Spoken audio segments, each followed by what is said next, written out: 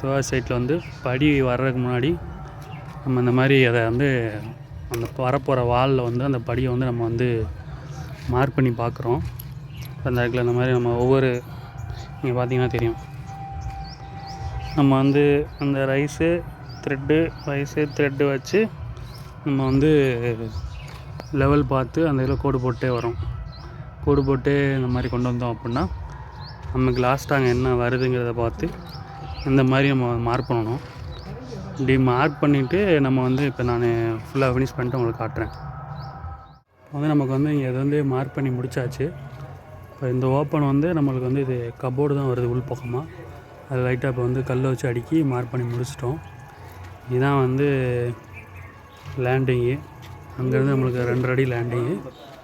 அதுலேருந்து நம்ம இங்கிட்ட அப்படியே படி நம்மளுக்கு வந்து என்ன வருதுன்னா, இப்போ இங்கேருந்து வரும்போது இது வந்து மேலே இந்த லேண்டிங் வந்து நம்ம 16 படி ஏறுற மாதிரி வருது.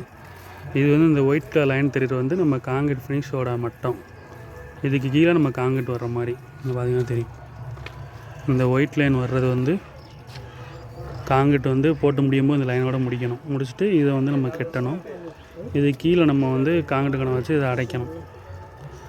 இந்த கணம் வந்து நம்மளுக்கு காங்கிரீட் அடைக்கிற கணம் இங்கேனுக்குள்ளே வரும். இது வந்து காங்கிரீட் போட்டு முடிகிற கணம். இதில் வந்து கட்டி இது வந்து ஸ்லாப்பு. இதுலேருந்து நம்ம இங்கிட்ட எடுத்து இந்த லெவலில் கட்டி அடுத்த படியை கொண்டு போயிடும். இந்த மாதிரி நம்ம வந்து படி கட்டுறதுக்கு முன்னாடி இப்படி மார்க் பண்ணி பண்ணோம் அப்படின்னா நம்மளுக்கு வந்து மிஸ்டேக் வர்றது வந்து ரொம்ப ரொம்ப கம்மியாகும். உங்கள் சைட்டில் இந்த மாதிரி ஃபாலோ பண்ணி பாருங்கள்.